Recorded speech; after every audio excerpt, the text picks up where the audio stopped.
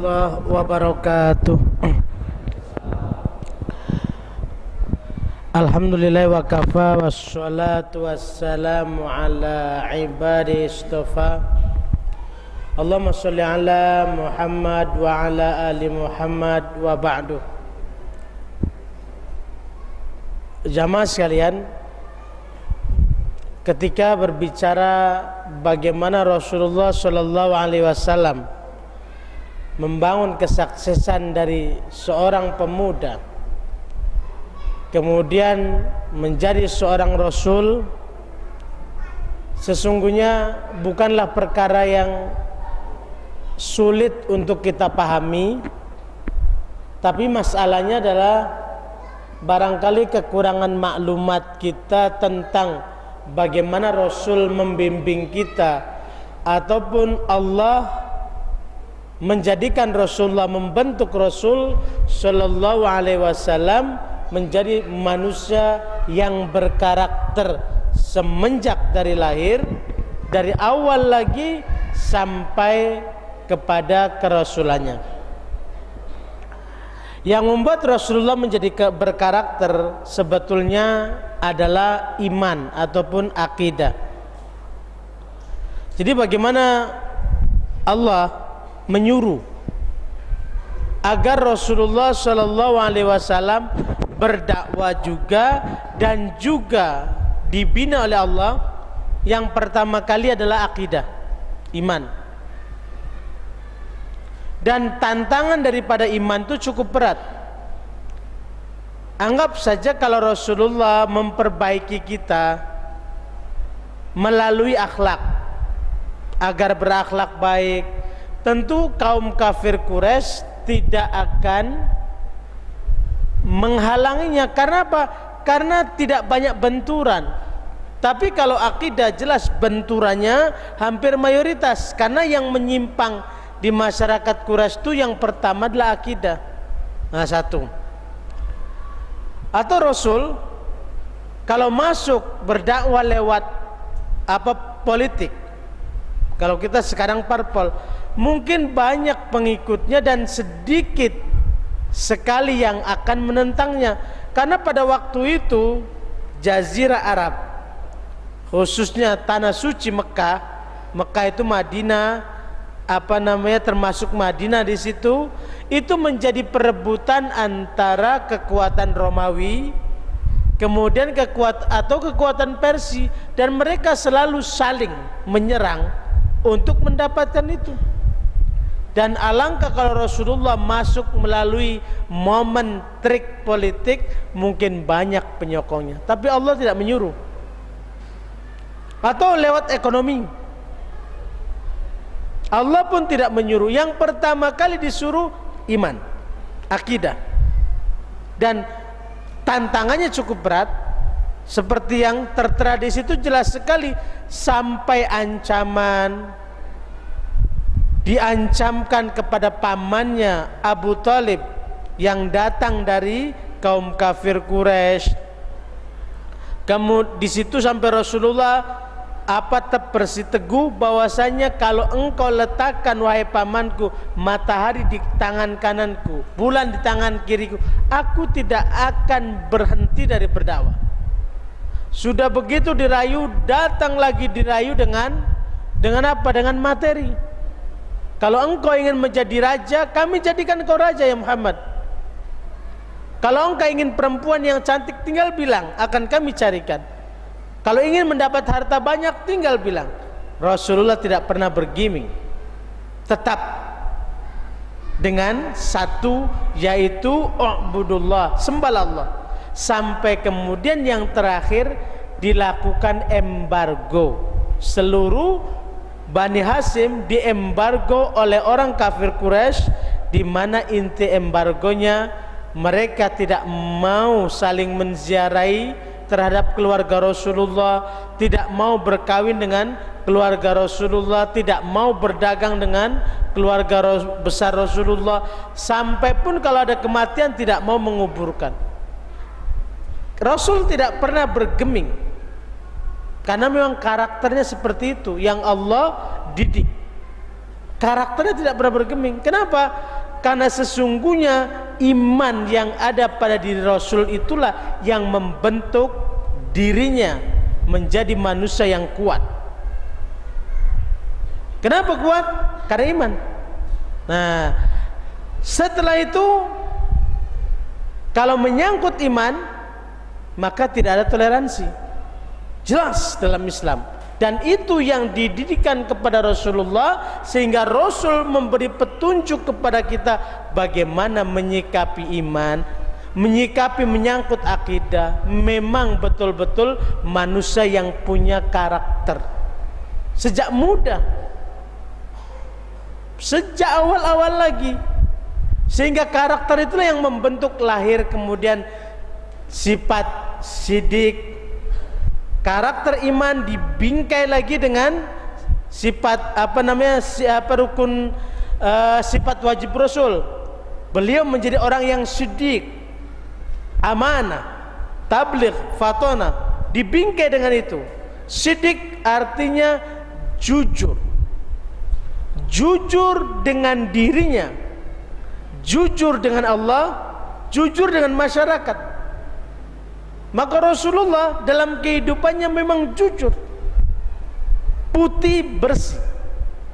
Maka kehidupan Rasulullah tidak membawa beban, tidak ada beban. Maka betul-betul hidupnya bersih, tenang, nyaman, karena kejujuran itu.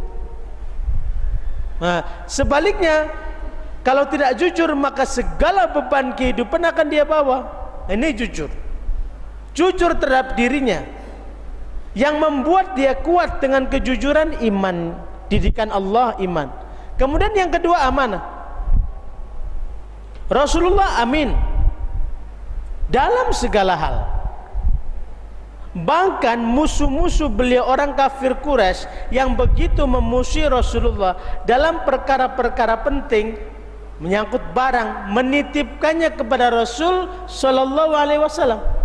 Coba kita bayangkan, kalau kita benci kepada seseorang, lalu kita punya sesuatu yang penting, mungkin tidak mau kita menitipkan barang kita kepada orang itu. Tapi orang kafir Quraisy begitu memusuhi Rasulullah, tapi menyangkut barang-barang yang penting, beliau titipkan ke Rasulullah. Ini terbukti ketika Rasulullah hijrah ke Madinah, Rasul memerintahkan Ali untuk mengembalikan barang-barang itu. Nah, itu amanah. Kemudian tabligh, artinya beliau sampaikan apa adanya, bahwa yang datang dari Allah begini ya begini, tanpa ditambah dan dikurangi. Itulah tabligh. Maka banyak hal, banyak situasi yang semuanya itu penuh cabaran dan penuh tantangan, termasuk fatona. Fatona itu maknanya cerdas. Cerdas adalah orang yang meletakkan sesuatu pada tempatnya. Cerdas bisa menganalisa, cerdas bisa menyelesaikan masalah dengan bijak. Rasulullah telah mencontohkan itu semua. Untuk bisa menjaga sifat yang empat sebagai landasan membangun peradaban, maka iman. Maka kalau imannya bermasalah, jangan ditanya dengan empat sifat tadi. Sementara Allah telah menjelaskan kepada kita tentang bagaimana untuk membina karakter, bagaimana untuk membangun peradaban, bagaimana untuk membangun masyarakat yang baik. Empat hal itulah: bangun pada mereka kejujuran, bangun kepada mereka keamanan, bangun kepada mereka tabligh, dan bangun kepada mereka kefatonan. Kalau kita cerita fatona, siapa yang paling pintar? Yang muncul ilmuwan-ilmuwan bukan dari umat Islam. Ada dari umat Islam muncul menjadi ilmuwan, cuma menjadi kaki tangan orang-orang yang non muslim. Yang fatona, yang tabligh, yang betul-betul menyampaikan sesuatu dengan objektif pun bukan kita. Kemudian yang amanah, kalau ditanya bagaimana umat Islam yang amanah, ya bukan kita juga. Apalagi yang sidik. Jadi ketika kita bicara tentang bagaimana ingin mempunyai peradaban yang bagus, sementara kita tidak mengamalkan dasar-dasar yang 4 itu, bagaimana akan terjadi? Orang yang tidak pernah tepat waktu ya umat Islam, orang yang meremehkan waktu ya umat Islam, orang yang mereka meremehkan potensi sumber daya manusia juga umat Islam. Jadi semuanya ada di kita semua untuk dikategorikan sebagai umat yang tidak bisa dijadikan percontohan peradabannya dan kehidupannya, sementara Rasulullah sendiri. Coba bayangkan, hidup di tengah masyarakat Mekah, membuat perubahan sendiri, kemudian sanggup membawa perubahan. Dan Rasulullah sanggup. Kenapa? Karena ditopang oleh iman. Iman itulah yang menjadikan beliau tegar untuk mengemban dasar-dasar peradaban yang 4 tadi. Lalu bagaimana prakteknya? Rasulullah ikhlas, tanpa pamrih dalam hidup, hanya untuk Allah saja, satu. Maka dalam kehidupannya betul-betul keikhlasan yang muncul. Kemudian setelah itu, yang kedua, Rasulullah itu adalah sabar, ulet. Karena apa? Karena lahir dari 4 peradaban menjadi manusia yang ulet. Samping itu Rasulullah manusia yang hanya berharap kepada Allah, bukan kepada siapa-siapa. Sehingga beliau tidak merasa takut dengan kehidupan ini karena ada yang tempat bergantung. Berbeda dengan kita yang sekarang kita hadapi. Nah, maka itu semua sebetulnya siapapun, orang kaya kah, orang miskin kah, ataupun orang yang tidak mampu kah, asal selagi dia masih sempurna fisiknya, yang dikatakan manusia sempurna, sanggup melakukan perubahan sebagaimana Rasul melakukan perubahan dalam hidup ini, asalkan iman. Maka dalam Islam apapun, percaya pertama kali imannya bagaimana. Jika imannya bermasalah, apapun yang diserahkan kepadanya, amanah apapun yang diembannya, tidak akan pernah selesai. Jadi iman memberi peranan sehingga Rasulullah menjadi orang kuat, orang yang berkarakter, orang yang segala bentuk kesempurnaan bermula dari iman. Begitu juga dengan kita. Kalau kita ingin membangun kehidupan menuju ke sebuah kesempurnaan dengan iman, ketika imannya bermasalah, apapun yang diserahkan bermasalah. Dan ini yang kita hadapi sekarang ini adalah problem masalah keimanan. Itulah yang pertama, tentang bahwasanya Rasul itu seorang pemuda. Pemuda itu batasnya mungkin 40. Ada 40 ke atas tuh pemuda, setua-tuanya pemuda itulah nomor 40. Dan semuda-mudanya orang tua ya 40 itu. Maka umur 40 adalah umur sebuah perubahan. Itu tentang masalah Rasul Shallallahu Alaihi Wasallam, bahwa dia adalah pemuda. Ada secara fisik berkembang, berproses sama seperti kita semua. Dia ditempa, dia dididik. Cuman yang membuat beliau memiliki ciri khas tersendiri, memiliki kekuatan adalah, kita tidak membahas bahwa dia dengan kelebihan nabinya. Yang membuat beliau memiliki kelebihan dan kekuatan iman. Iman yang betul-betul murni, yang tertancap di dalam dirinya, sehingga berbentuklah. Maka ketika menghadapi tantangan, tekanan dakwah dan segala macamnya, tidak pernah bergeming. Ketika diberi pilihan, datang kepada Rasulullah, siapa? Untuk bernego agama. Istilah, engkau sembah ya Muhammad, hari ini sembah Tuhan kami, maka minggu depan saya sembah Tuhan kamu.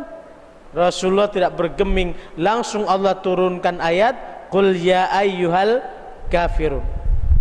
Nah, ini baru sisi pemudanya. Sekarang kira-kira kita pikir, ada nggak pada diri kita ini sisi-sisi seperti ini untuk bisa membangun diri kita menjadi manusia yang berkarakter? Kalau tidak ada, atau kalau kita kurang, tinggal kita sempurnakan. Kalau tidak ada, maka cepat-cepat kita perbaiki. Dan itu tidak susah. Tidak susah. Bermula dari mana? Iman. Iman. Karena iman itulah memberi kekuatan. Iman seseorang membuat dia bertawakal kepada Allah. Iman seseorang membuat dia bersabar. Iman seseorang membuat dia ikhlas. Iman seseorang membuat dia bermujahadah. Karena dengan iman itu dia ada target. Hidup tahu matlamat apa yang dia cari. Nah, sekarang tengok yang di sekeliling kita, muncul manusia-manusia bermasalah, bukan masalah apa-apa, masalah di iman. Nah, kalau kita ingin kuat berkarakter seperti Rasul Sallallahu Alaihi Wasallam, maka mari kita perbaiki keimanan kita. Saya kira itu ya.